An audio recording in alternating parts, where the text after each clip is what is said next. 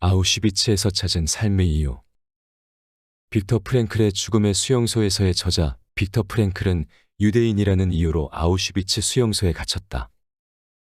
그는 지옥 같은 수용소를 견뎌내어 살아남은 사람들에게 한 가지 공통점이 있다는 사실을 발견했다. 그들은 모두 생존의 의미, 즉 살아야 하는 이유를 가진 사람들이었다. 언제든 삶에서 죽음으로 넘어갈 수 있고, 심지어 살아서 매일 지독한 고통을 겪는 것보다 눈 딱 감고 죽음을 택하는 편이 더 쉬워 보이는 상황에서 사람들의 목숨을 지켜준 것은 살아남아야 할 이유였다. 흥미로운 것은 프랭클 역시 수용소 안에서 자살을 마음먹은 일이 있었다는 사실이다. 만나야 할 가족도 지켜야 할 재산도 없었던 그는 고통을 견디다 못해 더 살아서 무얼 하나라는 생각에 사로잡혔다. 이미 흔하게 쓰이던 간단한 자살 방법도 있었다. 수용소를 둘러싸고 있는 고압전류에 몸을 대면 그뿐이었다.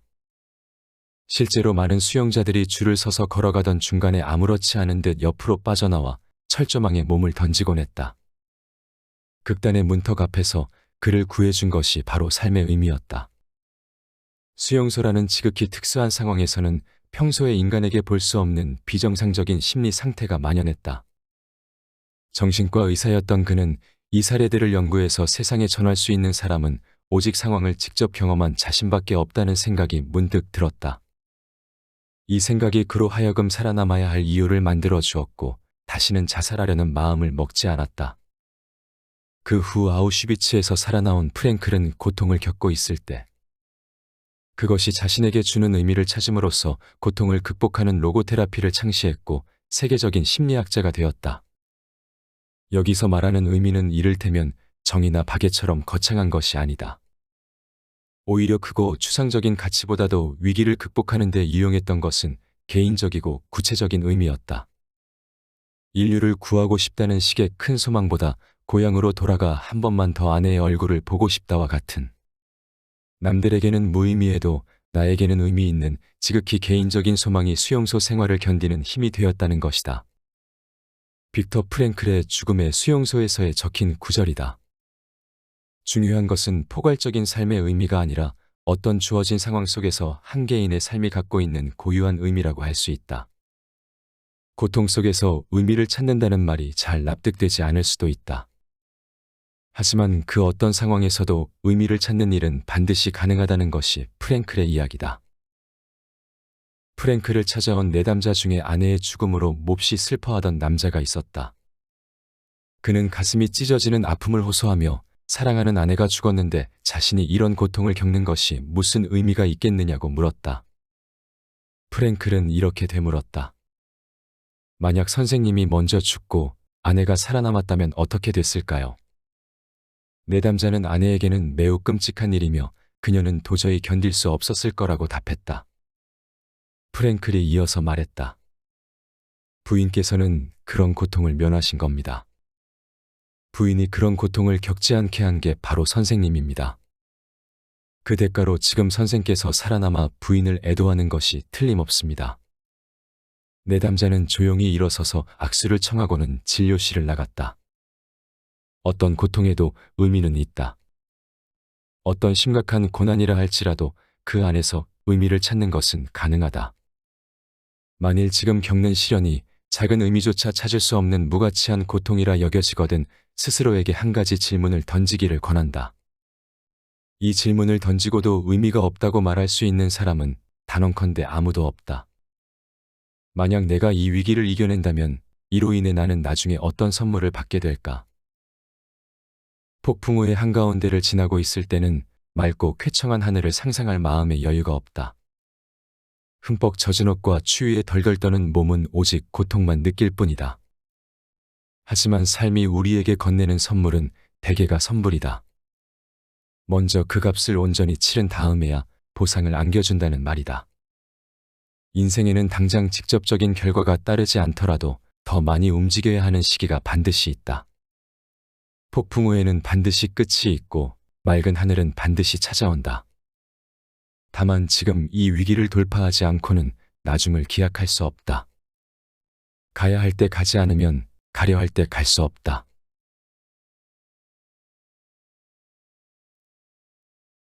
두 개의 시간. 고대 그리스인들에게는 시간을 일컫는 두 가지 개념이 있었다. 바로 크로노스와 카이로스이다. 차례로 살펴보자. 첫째, 크로노스. 과거에서 현재, 그리고 미래로 흘러가는 물리적이고 객관적인 시간을 말한다.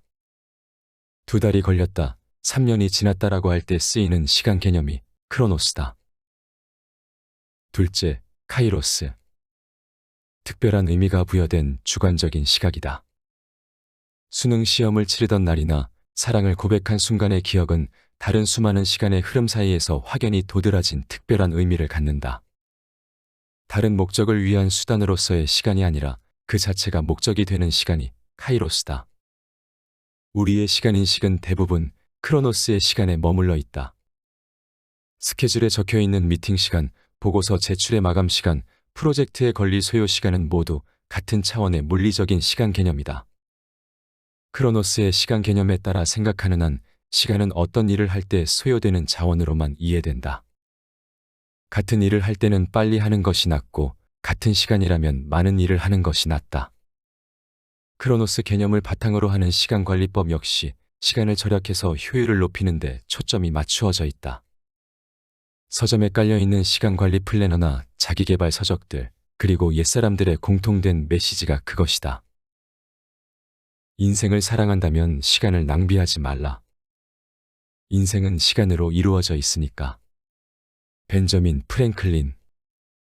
젊은 시절은 다시 오지 않고 하루의 아침은 두 번 오지 않는다.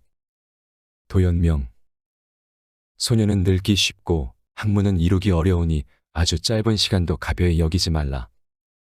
주자의 권학문. 모두 게으르게 행동하지 말고 크로노스의 시간을 아껴 열심히 살라는 조언이다. 효율을 단위 시간당 쏟아낸 결과물이라고 정의한다면 이런 조언에 따를 때 효율이 올라가는 것은 분명하다. 다만 여기에는 시간에 대한 인식의 절반이 결여되어 있다. 그래서 무작정 효율을 최고의 가치로 놓을 때면 어딘가 인생의 한 부분을 잃어버린 것 같은 느낌을 받기 마련이다. 미아엘 랜드의 모모는 세계적으로 사랑받은 판타지 동화다. 사람들의 시간을 빼앗아가는 회색 신사들과 빼앗긴 시간을 되찾아오는 모모의 이야기가 담겨 있다. 회색 신사들이 사람들의 시간을 훔치는 방법이 아주 흥미롭다. 그들은 결코 강제로 시간을 빼앗지 않는다. 사람들을 설득해서 그들로 하여금 스스로 시간을 내놓게 한다. 미래의 넉넉한 여유를 누리기 위해서는 바로 지금 시간을 아껴야 한다는 것이 설득의 요지다. 일을 더 빨리 하시고 불필요한 부분은 모두 생략하세요. 시간 낭비를 가져오는 잡담은 피하세요. 아무짝에도 쓸모없는 앵무새는 내다 버리세요. 무엇보다 노래를 하고 책을 읽고 소위 친구들을 만나느라고 귀중한 시간을 낭비하지 마세요. 동화 속 이야기는 현실에서 시간을 다루는 방식과 같다. 현재의 시간을 아껴서 미래의 성공과 미래를 위한 자기 개발에 투자하라. 시간을 아끼면 곱절의 시간을 벌 수 있다라고 쓰인 팻말을 좌우명처럼 걸어둔 모모 속의 사람들은 30분이 걸릴 일을 20분 만에 마치기 위해 전력을 다하며 살아간다. 그리고 시간 절약에 성공한 다음에는 원인 모를 상실감에 휩싸인다. 소설 밖 현실에서도 곧잘 느끼는 이 상실감을 극복하기 위해서는 시간에 대한 인식을 완전하게 회복하는 것이 필요하다. 크로노스의 시간을 넘어 카이로스의 시간까지 살아내야 하는 것이다. 그리스인들이 카이로스의 시간을 경험하라고 가르친 이유가 여기에 있다.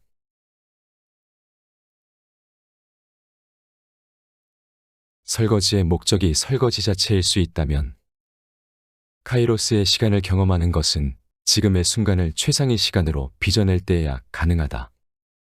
앞서 말하길 카이로스는 특별한 의미가 부여된 주관적인 시각이라고 했다. 우리의 평범한 일상에서 매일 특별한 순간을 만들어내는 것이 가능할까? 빌 게이츠는 2014년 레딧 사용자들과의 채팅에서 당신이 즐겨하는 것 중에서 아무도 상상하지 못할 만한 것은 무엇인가라는 질문을 받고 이렇게 대답했다. 나는 매일 저녁 설거지를 한다. 다른 사람들도 설거지를 하려고 하지만 나는 내 방식이 마음에 든다.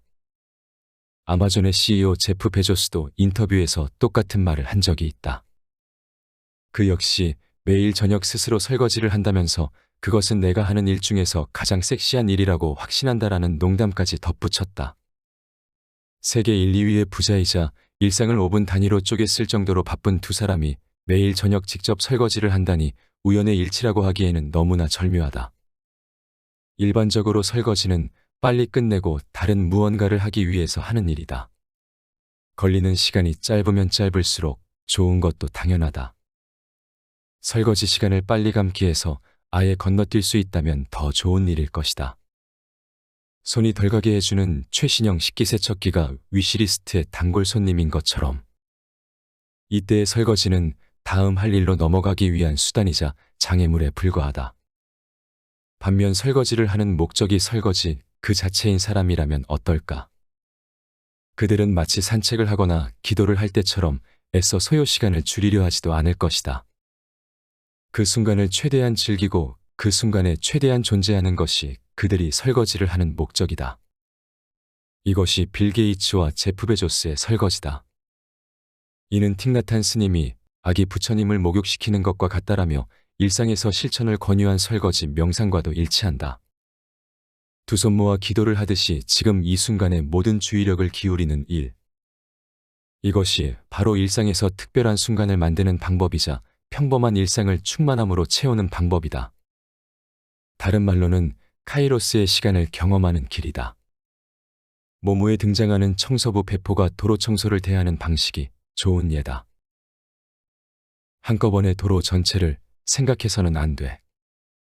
다음에 딛게 될 걸음, 다음에 쉬게 될 호흡, 다음에 하게 될 빚을만 생각해야 하는 거야. 그러면 일을 하는 게 즐겁지. 그게 중요한 거야. 그러면 일을 잘 해낼 수 있어. 카이로스의 시간이 인생을 충만하게 만들어준다. 이것이 나의 인생이다라는 당당한 느낌. 내 인생은 제대로 가고 있다는 올바른 방향감은 카이로스의 시간을 경험할 때. 즉, 지금 온 정신을 집중하여 순간을 한 땀 한 땀 완성시킬 때 저절로 다가오는 선물이다.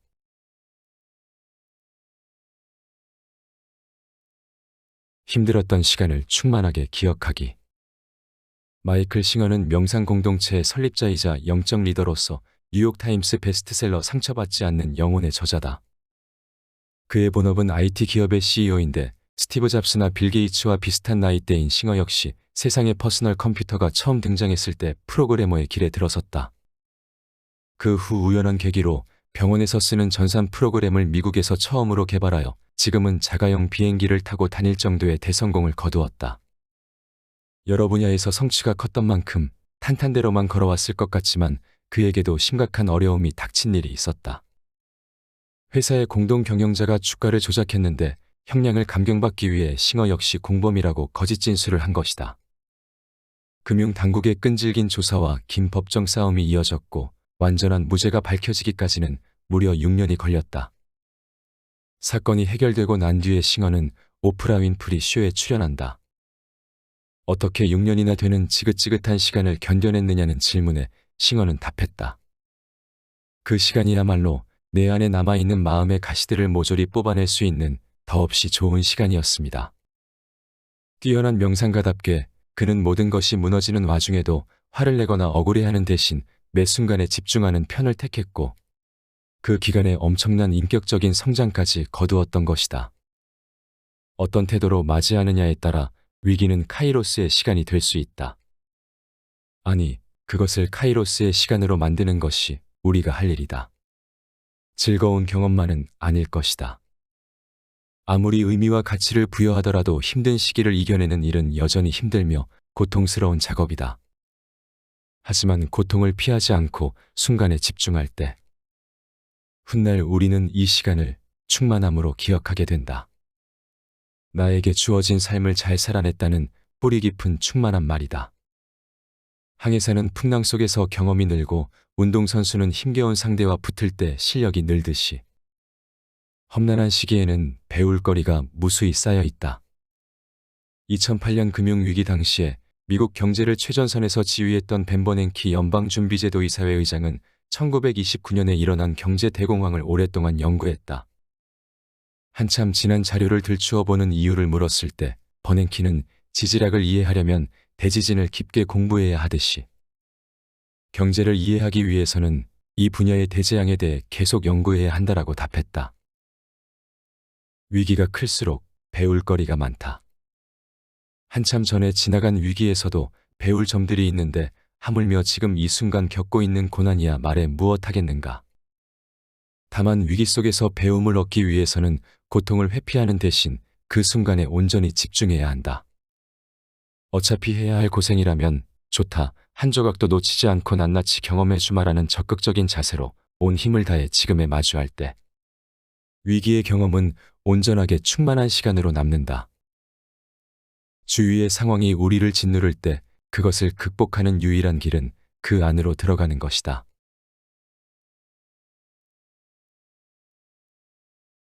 머릿속의 드라마엔 지금이 없다. 현존이란 과거도 미래도 아닌 바로 지금 현재의 존재함을 의미한다. 우리는 시간이 과거, 현재, 미래로 이루어져 있다고 생각하지만 현실에서는 그렇지 않다. 삶에서 시간은 오직 현재뿐이다. 과거는 머릿속에 있는 기억이고 미래는 머릿속에서 벌어지는 예측이다. 기억과 예측이 삶을 풍성하게 만드는 것은 사실이지만 그것들은 머릿속의 장면에 불과하다. 자꾸만 잊어버리는 현존을 삶 속에서 더 많이 경험하는 요령이 있다. 어떤 일을 할 때 온 마음을 다해서 하겠다라고 결심하듯 의식적으로 되뇌는 것이다. 종교가 있는 사람이라면 매 순간 하는 모든 일을 신에게 바친다라고 생각해도 좋다. 책상을 닦거나 이면지를 정리하거나 식당에서 수저를 놓을 때도 예외는 아니다. 그리스 철학자 헤라클레이토스는 말했다. 부엌으로 가라. 거기에도 신은 계신다. 화엄경에는 처처불상 사사불공. 즉 곳곳에 부처님이니 일마다 불공 아닌 것이 없다는 구절이 나온다. 아무리 하찮은 일일지라도 온 마음을 다한다고 속으로 다짐하는 순간이면 경건한 느낌이 찾아온다. 마치 기도라도 하는 듯한 감각이 올라올 때도 있다. 현존을 정확히 경험하고 있는 것이다. 언제나 내가 가진 모든 주의력을 지금에 집중하고 사는 것. 평면적으로 널려있는 크로노스의 시간을 카이로스의 경험으로 가득 채우는 것. 우리가 경험할 수 있는 시간은 오직 지금뿐이듯 시간을 대하는 올바른 태도 역시 그뿐이다. 위기는 두려움을 비롯한 자극적인 감정들을 불러일으켜 자꾸만 우리를 지금에서 멀어지게 만든다. 자극에 끌려가지 않고 지금에 집중할 때 고통 속에서도 충만함을 느낄 수 있고 어려움 속에서도 배울 거리를 찾아 성장할 수 있다. 매 순간 충만함을 느끼고 점점 더 나아지는 것. 폭풍우의 한가운데를 지나는 사람에게 이보다 훌륭한 태도가 존재할까? 지금이다. 내가 가진 모든 집중력을 지금에 집중하라. 지금 이 순간을 온전하게 살아간다면 위기는 어느덧 위기가 아닐 것이다.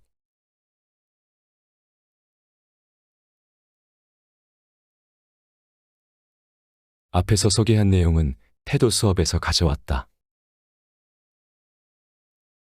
태도는 과거보다 중요하고 교육이나 재산, 환경, 실패나 성공보다 중요하다.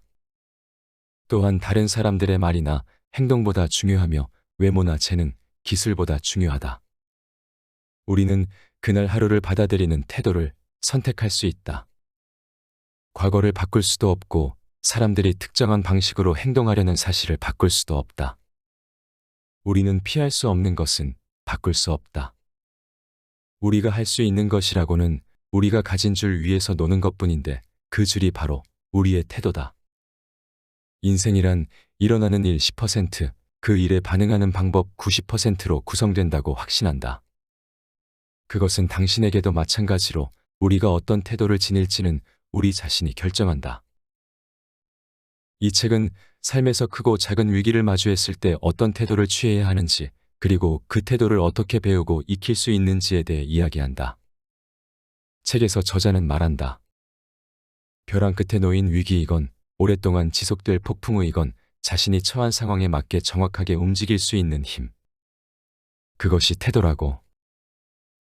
그렇다. 언제나 태도가 전부다. 그 어떤 상황에서든 선택을 좌우하는 결정적인 요소는 바로 태도다. 당신에게 벌어진 일은 결코 당신의 미래를 결정하지 않는다. 그 일을 대하는 당신의 태도가 당신의 미래를 결정한다. 현재가 어떠하건 미래는 언제나 당신의 선택에 달려 있다.